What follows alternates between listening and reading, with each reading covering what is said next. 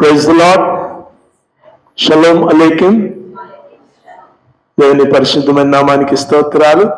ఉదయకాలం దేవుడు మనకు అనుగ్రహించిన పరిశుద్ధ దినమును బట్టి దేవునికి సన్నిధిలో నిలుచుటకు మనందరికీ దేవుడు అనుగ్రహించిన మహాగొప్ప కృపను బట్టి దేవునికి స్తోత్రాలు చెల్లిస్తుంటున్నాం.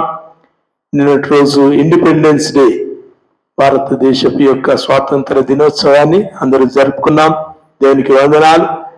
ఈ 16వ తేదీ రోజు దేవుని సన్నిధిలో నిలవటం, దేవుడు మనకిచ్చినటువంటి స్వాతంత్రాన్ని బట్టి ఆయనకు స్తోత్రాలు చెల్లిస్తూ, ప్రత్యేకంగా దేవుని ప్రజలందరికీ అనుగ్రహించిన ఆత్మలు ఇచ్చిన స్వాతంత్రాన్ని బట్టి ఆయనకు స్తోత్రాలు చెల్లిస్తూ ఆయన సన్నిధిలో నిలుస్తున్నాం. అందుని బట్టి దేవునికి వందనాలు. సో ఈ ప్రైజ్ అండ్ థ్యాంక్ గాడ్. 80 సంవత్సరాల స్వాతంత్ర దినోత్సవాన్ని మనం జరుపుకున్నాం. అయితే మనం పొందిన ఆత్మీయ స్వాతంత్రాన్ని మనం ప్రతి వారం జరుపుకుంటాం. సో ఈ ప్రైజ్ గాడ్. దేవుడు మనల్ని విమోచించాడు, రక్షించాడు. తన యొక్క జీవమును, యేసుక్రీస్తునందల రక్షణను మనకు అనుగ్రహించి మనకు ఈ లోకంలో ఉన్న పాప బంధకాల నుంచి ఆయన విడిపించాడు. So we're set free, we're redeemed by the precious blood of Jesus Christ. క్రీస్తు యేసు యొక్క మహా గొప్ప శక్తి కలిగిన రక్తంలో మనం కడగబడి, కొనబడి, విమోచించబడ్డాం. అందును బట్టి దేవునికి స్తోత్రాలు చెల్లిస్తున్నాం. ఉదయకాలం చదువుకున్నటువంటి వాక్య భాగాన్ని నేను తెరిచి ఉంచవలసిందిగా ప్రభునందు మనవి చేస్తున్నాను. ఎఫెసీలకు రాయబడిన పత్రిక 6వ అధ్యాయం, ఎఫెసీలకు రాయబడిన పత్రిక 6వ అధ్యాయం 10 నుంచి 20 వరకు గల వచన భాగాలు మనం చదువుకున్నాం. ఆత్మీయ స్వాతంత్రాన్ని గురించి మనం గత 3 వారాల నుంచి మనం ధ్యానిస్తున్నాం. Freedom of the spirit. దేవుడు మనకి ఇచ్చినటువంటి ఆత్మలో ఇచ్చిన గొప్ప స్వాతంత్రాన్ని బట్టి ఆయన నామానికి స్తుతి స్తోత్రాలు చెల్లిస్తూ ఉదయకాలం దేవుని సన్నిధిలో నిలిచి ఈ యొక్క ఏర్పాటు చేయబడినటువంటి వాక్య భాగాన్ని బట్టి మనం ధ్యానించుకుని ఉన్నాం. ఎఫెసీలకు రాయబడిన పత్రిక 6వ అధ్యాయం 10వ వచనం అందరం చూద్దామా?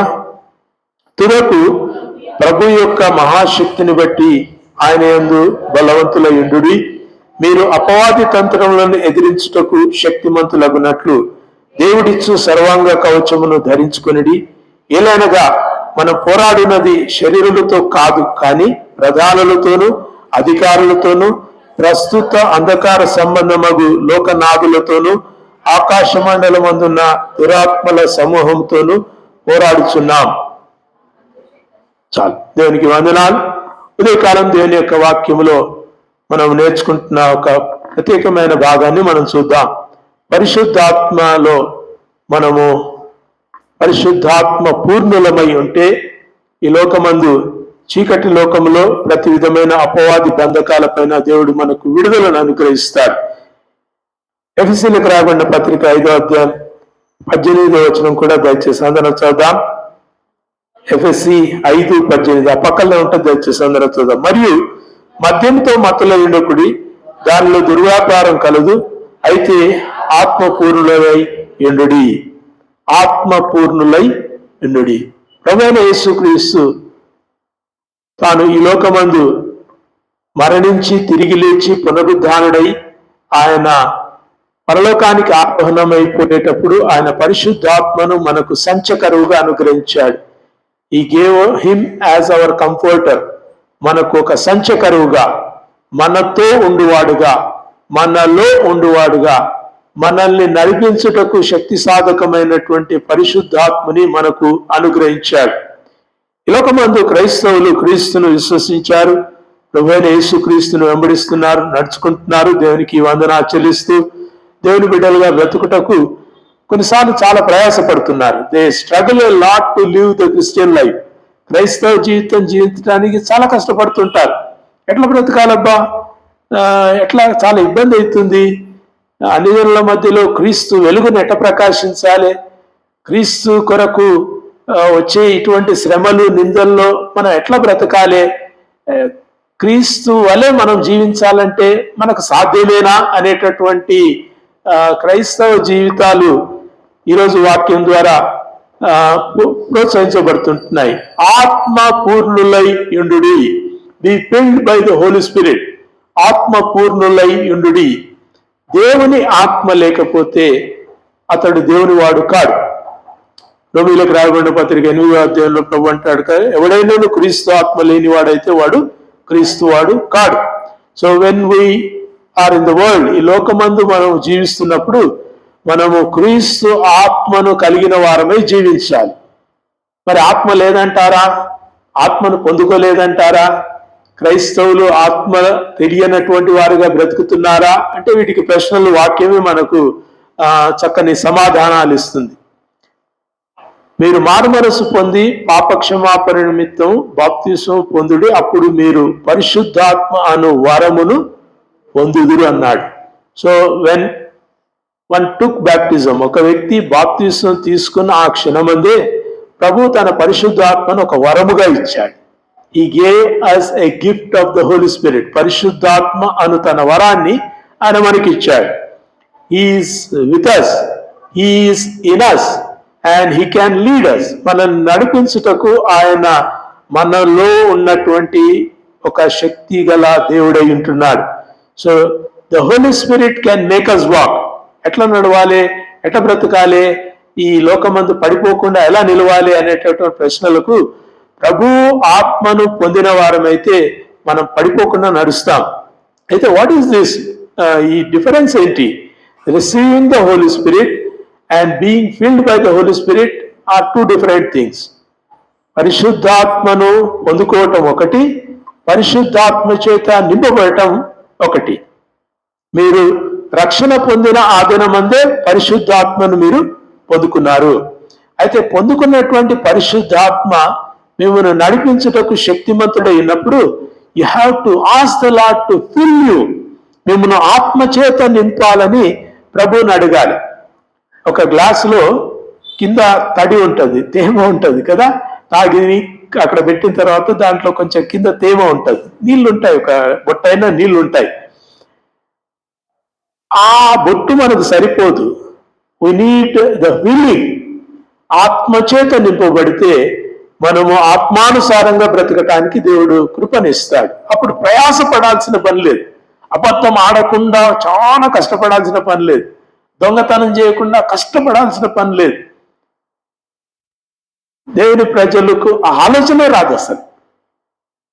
నేను ఒక చోట విన్నాను, అమెరికాలో ఒక ఏరియాలో వాళ్ళకి ఆడ పడ్డది తీసుకోవాలనే ఆలోచన కూడా రాదంట.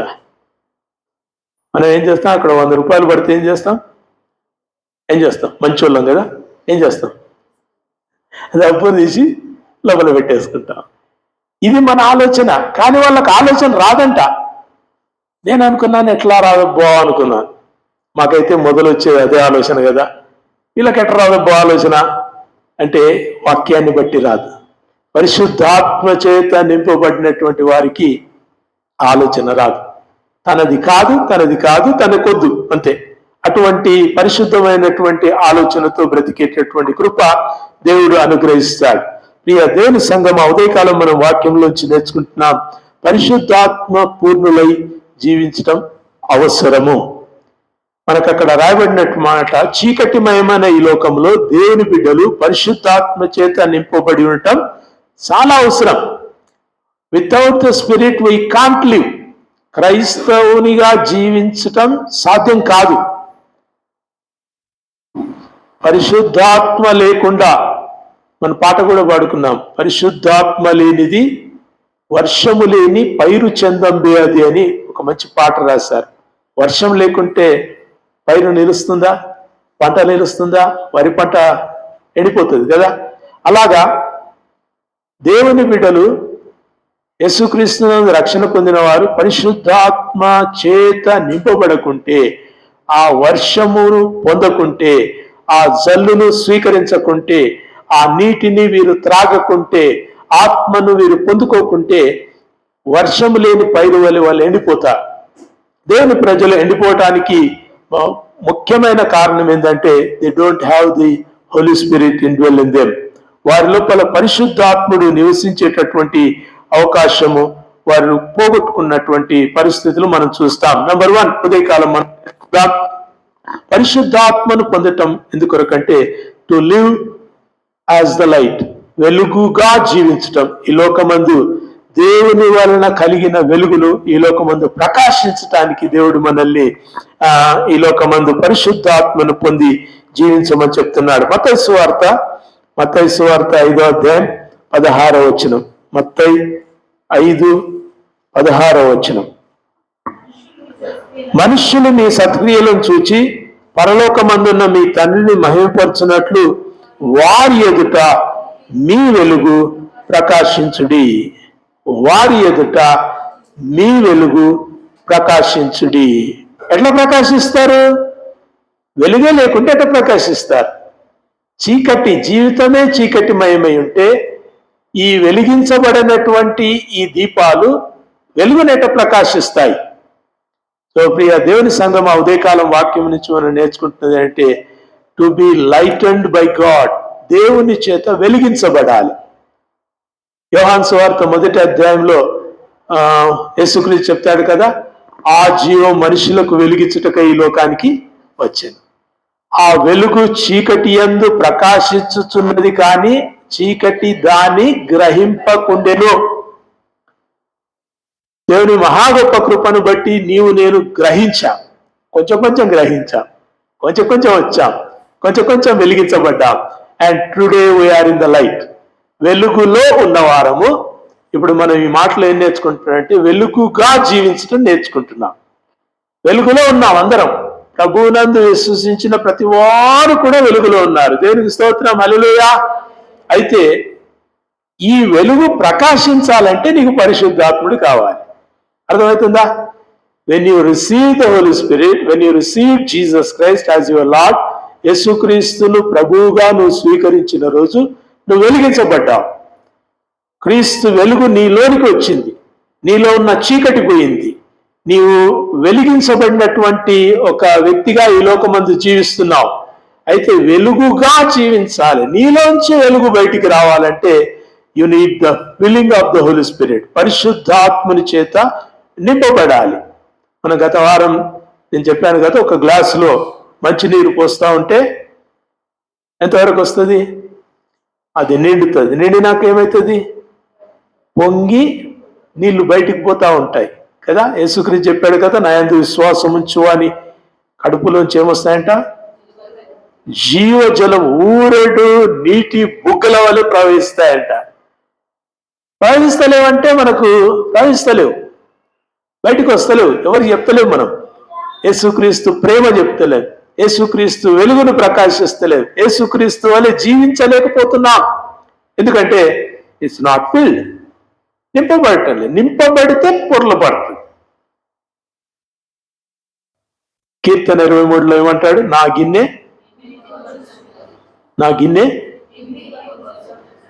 అడుగునే ఉంది. నా గిన్నె అడుగు అడుగునే ఉంది. చిన్న 4-5 అన్నం మెతుకులే ఉన్నాయి నా గిన్నెలో.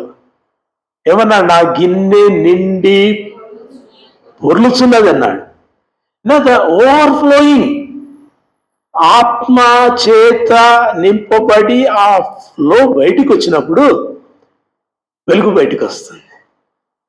And people can see your light. నీ వెలుగునకు లోకములో జనులు నీ యొద్దకు వచ్చెదరు కదా. లెమ్ము తేజరిల్లుము, నీ కొరకై వెలుగు వచ్చి ఉన్నదని ఒక మంచి పాట రాశారు కదా. లెమ్ము తేజరిల్లుతే, లేచి ప్రకాశిస్తే, లేచి ఆత్మను అడిగితే, ప్రభు సన్నిధిలో ఆత్మను పొందుకుంటే, నింపబడితే, not in just worship service, ఆరాధనలో కూర్చున్నంత మాత్రాన నింపబడం. You have to continuously ask him, ప్రభువా నాకు నీ పరిశుద్ధాత్మ నింపుదల నాకు కావాలి. I'm not able to overflow. నేను బయటికి పొరలలేకపోతున్నాను. ఆ సంతోషం వస్తలేదు, ఆ రక్షణానందం నాలోంచి బయటకు వస్తలేదు, వెలుగు ప్రకాశించటం లేదు. మీకే తెలుసు, నేనేం చెప్పటం లేదు. Are you shining the light? మీరు వెలిగించబడి వెలుగును ప్రకాశిస్తే ఆ వెలుగులోనికి జనాలు వస్తారంట. హల్లెలూయా. మీరు పోయి రోడ్డు మీద నిలబడి కంజర కొట్టి మైకు పట్టుకొని యేసే రక్షకుడు అని చెప్పాల్సినంత ప్రయాసం ప్రభు ఇలే. చెప్పాలి అది, కానీ చెప్పేవాళ్ళు చెప్తారు. కానీ మీరేం చేయాలి? మీలో ఉన్న వెలుగు ప్రకాశిస్తే అక్కడక్కడక్కడ ఉన్న వాళ్ళందరూ వస్తారంట. రాత్రిపూట ఈ లైట్లు వేస్తే బయట నుంచి అన్ని ఏమొస్తాయి చెప్పండి? కిటికీలు తెరిచినామంటే చాలా అన్ని ఉరికొస్తూ ఉంటాయి లోపలికి, వెలుగులోనికి వస్తాయి. They love light. చీకట్లో ఉన్న ప్రజలు కూడా వెలుగు కొరకై పరితపిస్తున్నారు. వీ వాంట్ లైట్, మాకు వెలుగు కావాలి. కానీ వాళ్ళకు తెలియదు. మనం పోయి చెప్తే వాళ్ళ కోపం వస్తుంది. ఏసే వెలుగు అని చెప్తే నాకెందుకు ఆ వెలుగు, నా వెలుగు నాకు మస్తుంది అంటారు. కానీ నీవు వెలుగై ప్రకాశించినప్పుడు అప్పుడు నీ వెలుగులోనికి జనములు వచ్చెదరు. హల్లెలూయా, దేవునికి వందనాలు. వెలుగులో ప్రకాశించడానికి దేవుడు మనల్ని ఈ లోకమందు పిలిచాడమా. We're in the dark world. చీకటి లోకంలో మనం ఉన్నాం, సమస్యల లోకంలో మనం ఉన్నాం, అనేకమైన ఇరుకు శోధనలో మనం ఉన్నాం. ఎక్కడ? బాహ్య ప్రపంచంలో. కుటుంబాల్లో కూడా వెలుగులేని జీవితాలు ఉన్నాయి, భయంతో ఉన్న జీవితాలు, ఆందోళనతో ఉన్న జీవితాలు, అనారోగ్యంతో ఉన్న జీవితాలు, ఆటంకాలు ఎన్నో ఎదుర్కొంటున్నటువంటి జీవితాలు. Where is light? Where is light?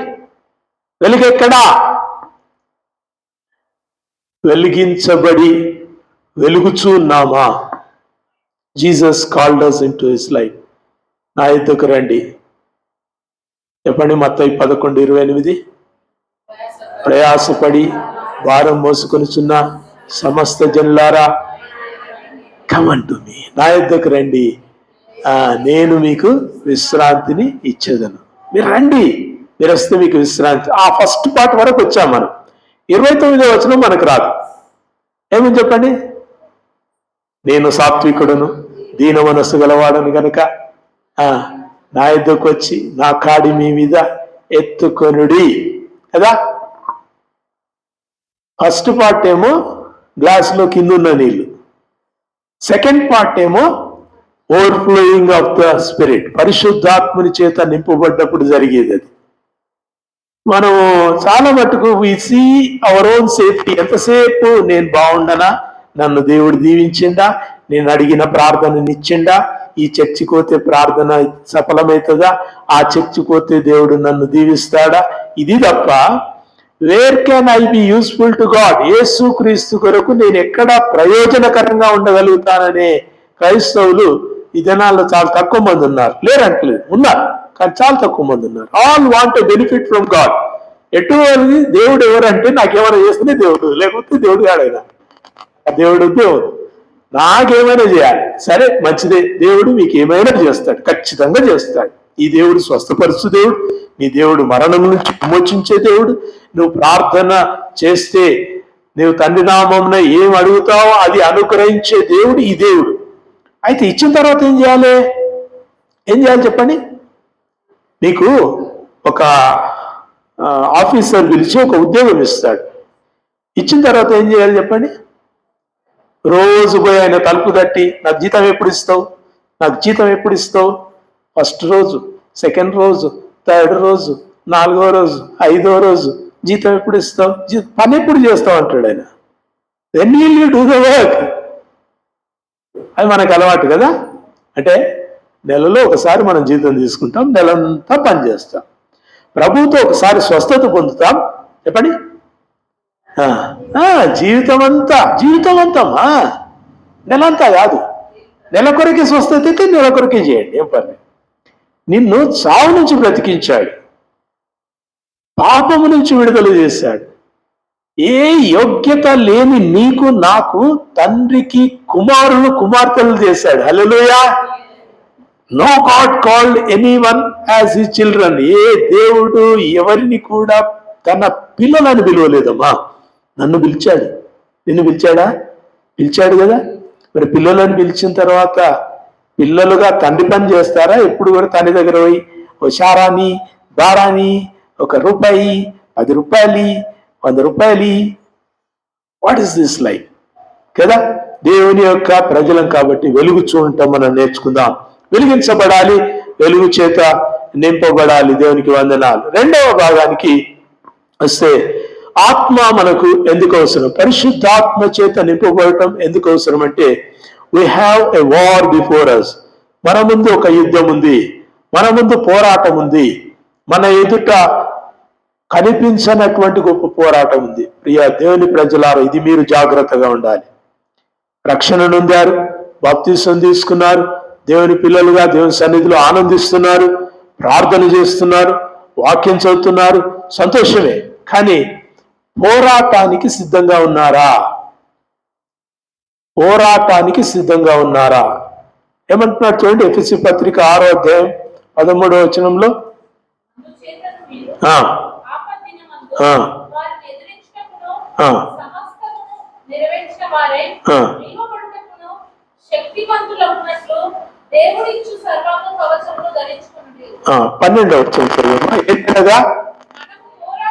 మనము పోరాడునది. అమ్మా, పోరాటం ఎవరితోటి పోరాటం? చదవండి, ఒక్కొక్కరి పేరు రాసుకోండి అక్కడ. ఒకటి, శరీరులతో కాదు గాని ప్రధానులతోనూ అధికారులతోనూ ప్రస్తుత అంధకార సంబంధము లోకనాథులతోనూ ఆకాశ మండలమందున్న దురాత్మల సమూహముతోనూ. That's our fight. మనం పిలువబడ్డాం, విమోచించబడ్డాం, మనము తన పనికై ఏర్పాటు చేయబడ్డాం. మనం బార్డర్ సెక్యూరిటీ ఫోర్స్ అందరం, తెలుసా? బార్డర్ సెక్యూరిటీ ఫోర్స్ ఎక్కడ ఉంటారు? ఇంట్లో కూర్చొని మంచిగా కడుపు నిండా తిని కంటి నిండా నిద్రపోతారు, అవునా? ఏం చేస్తారు చెప్పండి? బిఎస్ఎఫ్ ఎక్కడ ఉంటారు? బార్డర్లో ఉంటారు. ఏ బార్డర్? అన్ని బార్డర్లలో ఉంటారు. పాకిస్తాన్, చైనా, అన్ని బార్డర్లలో ఉంటారు. ఎట్లుండాలి? How should they be? చాలా అలర్ట్, హై అలర్ట్ అంటారు. మనకు ఏదైనా పిఎం మీద అటాక్, సీఎం మీద అటాక్ జరగబోతుందంటే హై అలర్ట్ ప్రకటిస్తారు. అన్ని ప్రభుత్వ రంగ సంస్థలన్నీ కూడా జస్ట్ ఆన్ టోస్ ఉంటారు. టో అంటే తెలుసా? మునివేళ్ళ మీద ఇట్లా. ఇంగ్లీష్లో 2 పదాలు ఉంటాయి. హీల్ అంటే వెనకాల, టో అంటే ముందర. హీల్ అంటేనేమో పారిపోవటం. ఆన్ యువర్ హీల్స్ అంటే ఇంక ఉరకండి అన్నట్టు, ఉరకండి నుంచి అని. ఆన్ యువర్ టోస్ అంటేనేమో get ready for fight. Alert గా ఉంటారు, హై అలర్ట్. వీళ్ళు ఒక 2 రోజులు, 3 రోజులు, వారం రోజులు హై అలర్ట్ లో ఉంటారు. కానీ BSF should be all the time on high alert. కన్ను మూసిందంటే పట్టుమని పడుతుంది అవతల నుంచి కదా. ఆ మురికి ప్రాంతాల్లో, చెట్లలో, ముళ్ళ తుప్పల్లో, పాములు, తేళ్లు తిరిగి ఆ ప్రదేశాల్లో వాళ్ళ ఏమంటారు, సోల్జర్ దుస్తులు ధరించి గన్ను చేత పట్టుకొని పాకుతూ వాళ్ళు కదా, ఆ బార్డర్లో శత్రువే వాళ్లకు లక్ష్యం. వాళ్ళకి ఎక్కడ పిచ్చుక బాగుంది, కిచికిచి అంటుంది, ఎంత బాగుంది కదా అని దాని సైడ్ చూడరు. లేకుంటే ఒక చిన్న సీతాకోక చిలుక ఎంత బ్యూటిఫుల్ గా ఉంది కదా, I can take a picture, ఒక స్నాప్ తీసుకుంటాను, సెల్ఫీ తీసుకుంటాను అంటే ఇక్కడి నుంచి లేచిపోతాడు. What should we be? On high alert. క్రైస్తవులైన ప్రతి వారు కూడా they are on high alert. అపోస్తలుడైన పౌలు ఎఫెసీ సంఘానికి చెప్తూ, మీరు తమాషాగా జీవిస్తున్నారు. క్రైస్తవ జీవితం అంటే ఏదో చల్తా హే, దేవుణ్ణి అడగాలి, దేవుని దేవుడిచ్చింది పొందుకోవాలి, ఉద్యోగం కావాలి, ఇల్లు కావాలి, వాకిలు కావాలి, భార్య కావాలి, పిల్లలు కావాలి, every time asking and asking, అన్ని అడగడం కాదు. When you are taken on job, మీరు ఒక ఉద్యోగంలోనికి తీసుకోబడ్డప్పుడు you are on high alert. ఎవరెవరు ఉన్నారమ్మా మీకు వ్యతిరేకంగా? ప్రస్తుత అంధకార సంబంధమగు లోకనాథులు. లోకనాథులు అంటే ఎవరు? పాలకులు కదా. ఎవరు వీళ్ళంతా? అంధకార సంబంధులకు లోకనాథులు. వీళ్ళంతా అంధకార సంబంధులే. మీకు ఏదైనా కానీ క్రైస్తవులకు ఇది తీసేసిందంట, క్రిస్టియన్ ఎన్జిఓలకు ఎఫ్సిఆర్ ఇది తీసేసిందంట అంటే అయ్యో అటనా అనకండి, తీసేస్తారు. వాళ్ళ పని తీసేయడం. క్రిస్టియన్స్కు, దళిత్ క్రిస్టియన్స్కు వాళ్ళకున్న హోదా తీసేసిందంట అంటే అరే అటనా ఉద్యోగం చేద్దాం, లొల్లి పెడదాం, తెచ్చుకుందాం. కాదు భయ్, వాళ్ళు చేసేది అది. లోకనాథులు చేసే పని లోకం చేసే పని లోకనాథులు చేస్తారు. కాబట్టి దట్ దేర్ వర్క్. వాళ్ళ పని చేయలేదంటే మన ఐడెంటిటీ సరిగా లేదన్నట్టు. నైజీరియాలో క్రైస్తవులు కోస్తున్నారు గొంతులు తెలుసా. రోజు ఒక 100 నుంచి 150 మంది చచ్చిపోతున్నారు డైలీ. ఎక్కడ పడితే అక్కడ చంపేస్తున్నారు. నైజీరియాలో, సూడాన్లో చంపేస్తున్నారు. ఇరాన్లో క్రైస్తవులు